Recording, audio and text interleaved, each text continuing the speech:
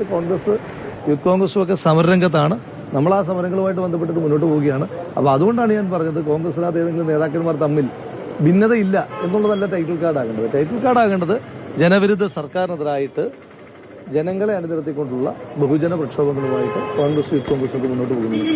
അല്ല, അങ്ങയുടെ ഏറ്റവും ബഹുമാനിക്കുന്ന സാറിന്റെ മകനാണ് അത്തരത്തിലൊരു വിമർശനം പറയുന്നത്. അല്ല, ഞാൻ ഏറ്റവും ബഹുമാനിക്കുന്ന സാറിന്റെ മകൻ എന്നുള്ള ബന്ധം മാത്രമല്ല, എനിക്ക് ഏറ്റവും പ്രിയപ്പെട്ട എൻ്റെ സഹോദര തുല്യനായിട്ടുള്ള ആളാണ് അദ്ദേഹം. അദ്ദേഹത്തിന് എന്തെങ്കിലും കാര്യങ്ങൾ പറയാനുണ്ടെങ്കിൽ അദ്ദേഹം പാർട്ടി നേതൃത്വത്തോടല്ലേ പറഞ്ഞത്, എന്നോടല്ലോ പറയുന്നത്. അപ്പോൾ പാർട്ടി നേതൃത്വത്തോട് ആളുകൾക്ക് പറയാനുള്ള സ്വാതന്ത്ര്യം ഉണ്ടല്ലോ. അപ്പോൾ അതുകൊണ്ട് അത് അദ്ദേഹം പറയട്ടെ. ചുമതലകൾ നൽകിയില്ല എന്നാണ് അദ്ദേഹം പറഞ്ഞത്. ചുമതലകൾ അത് ഞാൻ പറഞ്ഞല്ലോ, അദ്ദേഹം എന്റെയും അദ്ദേഹത്തിന്റെയും പാർട്ടി നേതൃത്വം ഒന്ന് തന്നെയാണ്. ആ നേതൃത്വത്തോടാണ് അദ്ദേഹം പറഞ്ഞത്. അതപ്പോൾ ഞാനല്ലല്ലോ അതിന് മറുപടി പറയേണ്ടത്. അത് പാർട്ടി നേതൃത്വത്തോട് അദ്ദേഹം ഒരു കൺസേൺ പറഞ്ഞത് പാർട്ടി നേതൃത്വം ആണ് അത് അദ്ദേഹത്തോട് സംസാരിക്കുന്നത്, അല്ലേ? പാർട്ടി നേതൃത്വത്തോടാണ് അദ്ദേഹം കൺസേൺ വെച്ചിരിക്കുന്നത്. ആ കൺസേണിന്റെ മറുപടിയും പാർട്ടി നേതൃത്വത്തിൽ നിന്നാണ് ഉണ്ടാകേണ്ടത്. ഞാൻ നേതൃത്വത്തിലുള്ള ഒരാളല്ല, ഞാനൊരു സ്ഥാനാർത്ഥി മാത്രമല്ല. ഏതാണ്? ഇല്ല, ഞാൻ അറിഞ്ഞിട്ടില്ല. രാഹുൽ, ഈ സമയത്ത്, അതായത് പാലക്കാട് ഉപതെരഞ്ഞെടുപ്പ് സമയത്ത് നിരവധി വിദേശയാത്രകളൊക്കെ നടത്തിയിട്ടുണ്ട്. ആ തിരക്കിൽ കൊണ്ടതുകൊണ്ടാണോ ഇങ്ങോട്ടേക്ക് വരാത്തത്? അങ്ങനെയൊന്നുമല്ല. അദ്ദേഹം ഇവിടെ അദ്ദേഹത്തിന്റെ പ്രസൻസ് പാലക്കാട് ഉണ്ടായിരുന്നു. അദ്ദേഹത്തിന്റെ പ്രസൻസ് വളരെ ഗുണപരമായി തന്നെ പാലക്കാട് ഉണ്ടായിരുന്നു.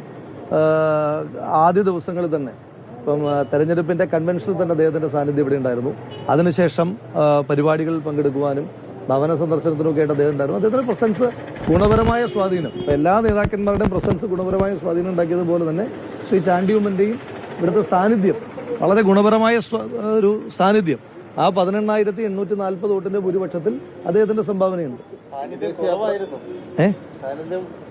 അല്ല, ഒരു പൊതു തെരഞ്ഞെടുപ്പ് അല്ല, ഉപതെരഞ്ഞെടുപ്പ് നടക്കുമ്പോൾ നമ്മൾ താരതമ്യപ്പെടുത്തുന്നത് ഇപ്പൊ പുതുപ്പള്ളിയും തൃക്കാക്കരയും ഒക്കെ ആയിട്ടാണ്. പുതുപ്പള്ളിയും തൃക്കാക്കരയും ഉപതെരഞ്ഞെടുപ്പ് നടക്കുമ്പോൾ പ്രത്യേകത പുതുപ്പള്ളിയിലും തൃക്കാക്കരയിലും മാത്രമാണ് തെരഞ്ഞെടുപ്പ് നടക്കുന്നത്. പക്ഷെ പാലക്കാട് ബൈ ഇലക്ഷന്റെ പ്രത്യേകത, പാലക്കാട് ബൈ ഇലക്ഷനിൽ നടക്കുന്ന സമയത്ത് തന്നെ വയനാട് ശ്രീമതി പ്രിയങ്ക ഗാന്ധി മത്സരിക്കുന്ന, അത് ശ്രീമതി പ്രിയങ്ക ഗാന്ധിയുടെ ആദ്യത്തെ മത്സരമാണ്. ആദ്യത്തെ മത്സരം എന്ന് പറയുന്ന ഒരു വലിയ മത്സരം അപ്പുറത്ത് നടക്കുന്നു, ചേലക്കരയിൽ നടക്കുന്നു. അപ്പോൾ അതുകൊണ്ട് എല്ലാ ആളുകൾക്കും എല്ലാ ദിവസവും ഇവിടെ ഉണ്ടാകാൻ കഴിയില്ല. ശ്രീ ചാണ്ടി ഉമ്മൻ അദ്ദേഹം എല്ലാ സ്ഥലങ്ങളിലും വളരെ സജീവമായി പോയി. വയനാട്ടിൽ അദ്ദേഹം വളരെ സജീവമായിരുന്നു.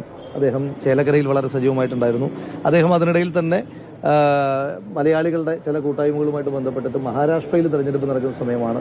മഹാരാഷ്ട്ര തെരഞ്ഞെടുപ്പിൽ സജീവമായിരുന്നു. അത് എല്ലാ തെരഞ്ഞെടുപ്പിലും വളരെ സജീവമായിട്ടുള്ള ഒരാളാണല്ലോ ശ്രീ ചാണ്ടി ഉമ്മൻ. അപ്പോൾ അത് അദ്ദേഹത്തിന്റെ ഒരു സാന്നിധ്യം അപ്പം നമുക്ക് ജനങ്ങൾക്ക് വലിയ ഇഷ്ടമുള്ള നേതാക്കന്മാരുണ്ട്. ആ നേതാക്കന്മാർ എല്ലാ ദിവസവും ആ മണ്ഡലത്തിൽ വരണമെന്നില്ല. ആ മണ്ഡലത്തിൽ അവർ വരുന്ന ദിവസങ്ങളിൽ തന്നെ അതിൻ്റെ ഒരു സ്വാധീനം ബാക്കി ദിവസങ്ങളിലേക്ക് ഉണ്ടാകുമല്ലോ, സ്വാഭാവികമായിട്ട്.